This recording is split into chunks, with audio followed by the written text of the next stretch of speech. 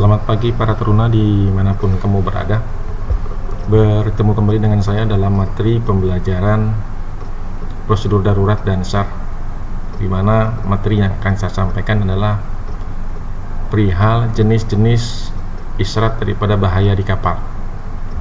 Jadi isyarat bahaya adalah suatu isyarat ataupun tanda pengingat bagi anak buah kapal tentang adanya suatu keadaan darurat atau keadaan bahaya yang terjadi di atas kapal. Nah, berdasarkan peraturan internasional, maka jenisnya isyarat bahaya yang terdapat di atas kapal itu dibagi ada beberapa hal. Yang pertama adalah isyarat berupa bunyi ledakan senjata yang diperdengarkan selang waktu kira-kira 1 menit, ya. Kemudian yang berikutnya adalah isyarat berupa bunyi ataupun alarm yang diperdengarkan secara terus-menerus. Ya, jadi alarm yang di kapal, alarm kebakaran, alarm tabrakan, kemudian kandas dan sebagainya. Itu nanti ada beberapa perbedaan alarm, ya. Kemudian yang berikutnya adalah isyarat berupa roket atau peluru yang memancarkan cahaya berupa cahaya bintang yang ditembakkan dari lokasi terjadinya keadaan bahaya dalam selang waktu yang pendek. Itu yang ketiga. Nah, selanjutnya yang keempat adalah isyarat dengan menggunakan radio telegraf untuk mengirim, yaitu berupa SOS ataupun yang berupa kode Morse, ya. Bunyinya kurang lebih det det det da da da det det det det det det da da da det det det, itu seperti itu, ya. Dimana maksud daripada SOS ini adalah Save Our Soul. Selanjutnya kita tentang isyarat dengan menggunakan pesawat radio telepon untuk mengirim kata-kata Mayday atau kata yang mengisyaratkan kapal dalam keadaan bahaya. Nanti pada beberapa praktek seperti tanda bahaya telegrafi Morse, SOS, dan tanda bahaya Mayday kita akan praktekkan pada pertemuan berikutnya secara langsung, ya. Selanjutnya isyarat berupa selai bendera yang berbentuk segi empat atau sesuatu yang menyerupai bola. Dan berikutnya juga isyarat berupa nyala api yang berasal dari atas kapal.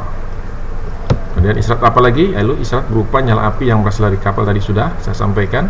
Kemudian isyarat berupa cerawat payung ataupun cerawat tangan yang memancarkan cahaya. Dan yang terakhir adalah isyarat dengan menggunakan asap yang berwarna jingga. Ini biasanya ditarik dari pakai beberapa tanda itu, kita tarik dari alat ini tersebut, tarik, maka dia akan mengeluarkan asap yang berwarna jingga ataupun oranye, ya.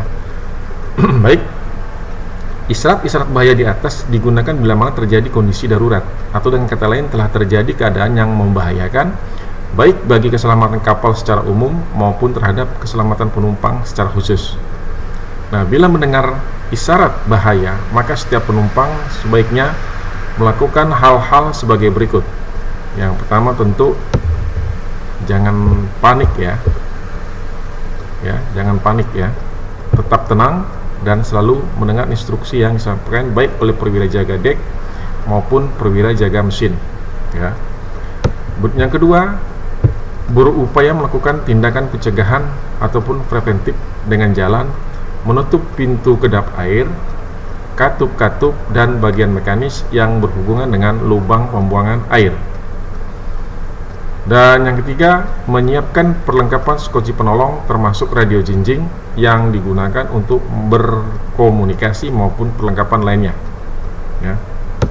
Terus yang keempat, melakukan penurunan skoci.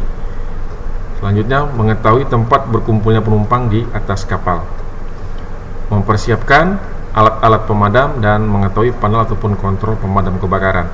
Nah, nanti saya akan tayangkan beberapa video tentang keselamatan di atas video tentang keselamatan di atas kapal dan video petunjuk keselamatan untuk penumpang kapalnya pada sesi yang akan datang, ya.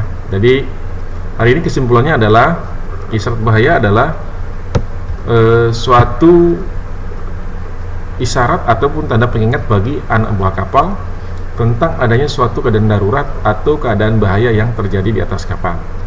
Yang kedua, isyarat bahaya di atas kapal dapat berupa isyarat berupa bunyi ledakan senjata, isyarat berupa bunyi ataupun alarm isyarat berupa roket atau peluru yang memancarkan cahaya, isyarat dengan menggunakan radio telegraf, isyarat dengan menggunakan pesawat radio telepon, isyarat berupa nyala api, isyarat dengan menggunakan asap. Dan yang ketiga, kesimpulannya ataupun rangkuman adalah adanya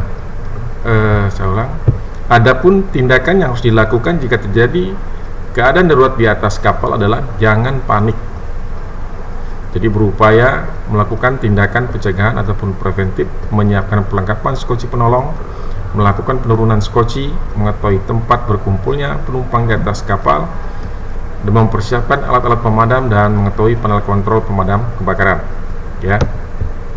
Jadi itu saja yang bisa saya sampaikan untuk pagi yang berbahagia ini secara singkat, yaitu tentang jenis-jenis isyarat bahaya di kapal. Semoga ini bermanfaat walaupun singkat ya. Sebagaimana biasa kamu saksikan video pembelajaran hari ini, kamu simak, catat, kemudian kirimkan tugas siswamu ke Google Classroom. Baik, itu saja yang bisa saya sampaikan untuk pagi yang berbahagia ini. Sampai ketemu lagi pada pertemuan yang akan datang. Assalamualaikum warahmatullahi wabarakatuh.